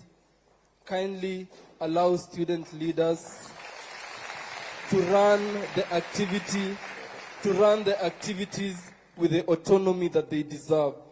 Thank you so much. Thank you very much, Mr. Tarus. Let me start with Mungezi from Murang'a University. I think, yeah. She suggested that why don't we consolidate all bursaries? The ones for the MCA, Member of Parliament, Women Rep, Governor. Somebody suggested that I have some bursary. I don't have. Just for the record, I don't have any bursary kitty. In fact, when I was Minister for Higher Education, there was a bursary at the ministry. And that bursary used to benefit people who have connection. The CEO of Help then knows. I said that bursary should be transferred. It used to be 100 million shillings every year. I said that bursary should be transferred to Higher Education Loans Board. In fact, it is the money that began the capitation and scholarship for our TVET institutions. I agree with you that it's a positive proposition. It is something that we need to have a conversation about. It is something that I will engage governors about, because in our constitution, it is the counties. Once money has been given to the counties, I have no authority as president to decide for the counties. But I think a national conversation that consolidates all these bursaries, and then we see how far it can go towards making our education affordable, is a very positive conversation. I am ready to engage in that conversation and provide leadership in that conversation. My good friend Gishangi from JKUAT has asked me, why the rush? I am tempted to say that, if the situation our universities were in is not serious, to warrant us to have this conversation. And by the way, it took 6 months to 8 months of a conversation with different professionals. It was not something that it was over one night or a weekend or a week. It is something that was very clearly thought out. And you said something like, we make promises that we never keep. Let me tell you, this is one commitment I made. The universities are here. The vice chancellors are here. They can tell you the commitments I made on this model were delivered last year, and it is making a difference in our universities. That is the reality. You did say that corruption is a big problem, and I agree with you 100%. Corruption is a big problem. And I want to thank the university leadership, because part of the corruption that has been going on is on even the money that we give to universities. We decided that we are going to go using technology. I'm very happy that the university leaders accepted that we use technology. Unfortunately, our secondary schools and primary schools took us to court. They still want to deal in cash. And I know we lose a lot of money there. Corruption is something we must deal with it firmly. I have made proposals on what we should do as a nation. I have had conversations with the Chief Justice. I have had conversations with the leadership of Parliament on what we need to do on legislation to make sure that we deal with corruption. But we can also, corruption is not just about jailing people. It is about putting systems in place that make sure that corruption doesn't happen. And one of them is to use technology to make sure that we are sure of what we are doing. And that is what this whole system and what we are doing with HELP and what we are doing with COOPS and what we are doing with our universities is all about.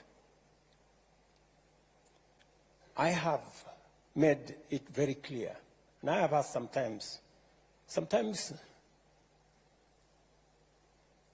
we investigate an incident or a corruption case, and people rush to court, and we are given an order, you cannot investigate so-and-so.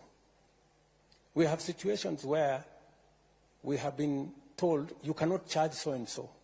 They've gone to court and obtained an order. We must interrogate corruption so that we make sure that we deal with it from all angles.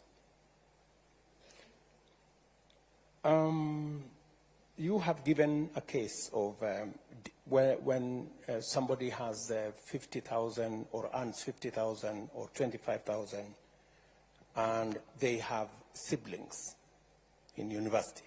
Maybe they have one student in JKUAT, they have another student in another university. Higher Education Loans Board, can you help me explain how do we treat that parent? Mr. Gishangi wants to know what category is that student? Can you help me? Thank you, Mr. President, for this opportunity. I'm not working for HELP, but I am a member of MTI Task Force and a lecturer at Laikipia University. My name is Dr. Alex Kibet, and I'm going to explain my understanding of this MTI. From the question that was asked was, how do we treat someone who has a lot of dependents? And from the questions that an applicant is asked is, how many dependents do you have?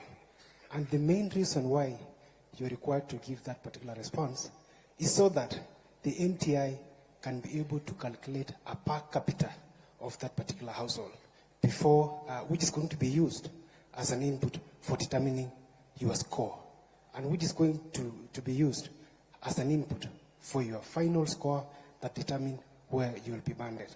And maybe to just say something, Mr. President, as an addition to what you have said. They have indicated, or you have indicated, that there are 10 indicators that show, or that are used, or that work as a variable. There are actually 10 super variables that are used to determine your level of need. But in reality, with each super, there are several other sub-indicators. For example, a family structure, for instance, which is, it has a variable on, you have both parents, you have a single parent, which is a mother, a single parent, which is a father, all the way to someone who is an abandoned child in the street. And all of them are taken care of. So that when all these factors, from the general super variable to sub-variables, the MTI makes sure that you are classified correctly. The only challenge, my president, that we experienced, because I was at least part of the team that analyzed the information, is the quality of information that our applicants provide for that particular system. This is a system that whatever comes out of it depends on what we input. So if we don't provide the correct information, then we're going to be banded wrongly. And because we are coming from a point that this is a new system, one of the recommendations that we gave to HELP and higher education was, please leave a room so that if there is anyone who may have submitted wrong information, can still re-provide an information that can be used for reconsideration. And that is why there is an open appeal for a fund, that if you have a different information from what you presented, you can re-provide and you can be reconsidered. And from the first information we've been given is within the next 3 weeks, that is going to be reconsidered. There's something else, again, Mr. President, that I would also wish to state. Is there's something on what if a situation changes in your course of your studies? How are you going to be taken care of? Let's say today you have both parents, and at the second year of your studies, something happens. Again, that is a factor that during our task force we considered and said, if a circumstance change, like your parents, guardian loses job, your parent loses job, you lose parents. You can provide the information that please reconsider my banding or my categorization so that I can have a space or be treated where I am supposed to be. There are some other small recommendations that we have suggested to them, and we hope they are going to work. Thank you, Mr. President. Thank you. Do you have anything useful to add, Mr. Kingori? No, Your Excellency. I think Dr. Kibet has said it well. Okay, thank you very much. So I think that is the information, Mr. Gishangi. You have also told me that there are people who masquerade as representative of students. And they have come to say we represent. I want to tell you, for the avoidance of any doubt, that any student I have met, they haven't said they represent anybody, at least to me. If they have told other people, I don't know. So I believe that every university has its own representation, right? And I have heard everybody here who has spoken, they have said, I am president of this college, vice president of that college. I have not heard anybody here saying, I am the president of all the universities. Or maybe I didn't, maybe it escaped my thinking, my listening. So I don't think there is anybody who has come to me to say they represent all the students of the universities. And if you are asking me that you want a representative body of all the students,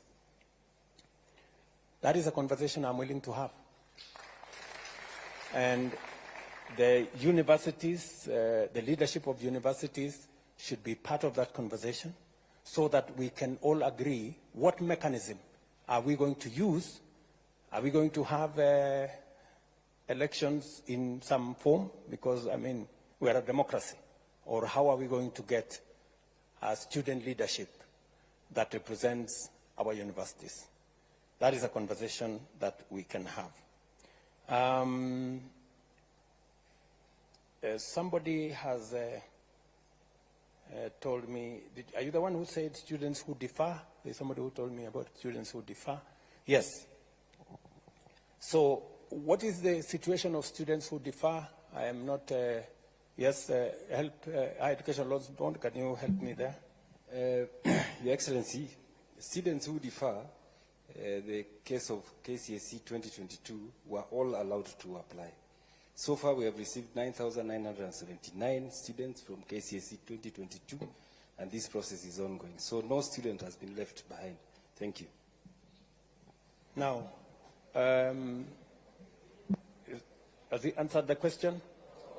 Okay, what is the question? The question is, maybe a student who was already admitted, was in first year, instead of going to second year, they deferred, and then, is that the case?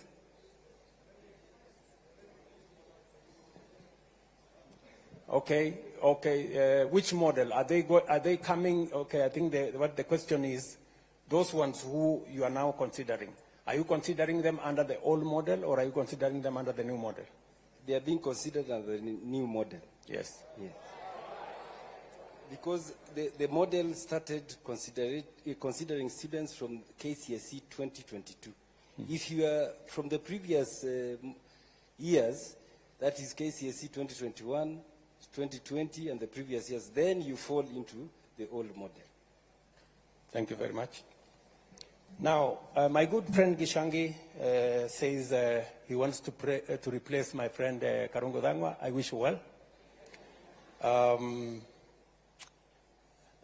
I know you have said that if I behave well, you might consider your vote for me in 2027. But Mr. Gishangi, I want to tell you that my focus is not in 2027. That's not my focus. My focus is in transforming Kenya. That is my focus. You know, there is always a belief that we must focus on the next election. Good people, there is more than the next election. We need to do and make the right decisions for Kenya now. If we make decisions merely because we want to be popular, that's how we get ourselves into the kind of situation our country is. That's where we end with our universities in so much debt, because we are unable to make the decisions that will get our universities out of trouble. My sister, younger sister, Agneta, I like the name, by the way. Agneta, she's wondering why is only 12% considered in band 1, when actually majority of the people in Kenya, or a big portion, are poor. You know why, Agneta? Many of the children of the poor don't make it to university. That's the problem. And that's what concerns me. I explained to you, that the most disturbing thing is that the children of the poor are not in this conversation. And that is why, and it really bothers me, that is why I made the decision that I am going to hire the largest number of teachers. I'm going to put more money, invest more money in those schools where the children of the poor are, so that we give them an equal chance for them to be part of this conversation. I know it's not a very popular thing, but that's the correct position. That's why I'm going to hire another 20,000 teachers, God willing, by the end of this year. The same way I hired the 56,000, to send them to all these day schools and schools in those rural areas and all those day schools, to make sure that the children of the poor also make it to get to the university, so that they can come and sit here and have this conversation with the rest of us. That's my position. Let me also say the following. You have told me, and I agree, you're very sympathetic to my case, that we have said, let the students be admitted. Let all the students be admitted, even as we sort out the issues of how much they are going to pay, how much the households are going to pay. And we have said that, recognizing that it is something we must do. You have said, how then are the universities going to pay? If the students don't pay, if the households don't pay, how will the universities survive? How will they pay for the essentials? Agneta, we are going to give money to our universities, because we are giving money on scholarships from by government, even as parents sort themselves out as to whether they are in band 1, band 2, band 3, and the appeals and what have you. As that is going on, we are going to support the universities to make sure that the courses and learning continues from the government support that comes as scholarship, and also from our Higher Education Loans Board, and they are here. They are going to be forwarding the money that is on the loans aspects to the universities as well. So that's how we are going to support the universities. You have said something about there are some situations that marriages break, and I think the two gentlemen have already answered that question, that if your situation changes along the way, you are free to bring back your new status so that you can be reconsidered accordingly.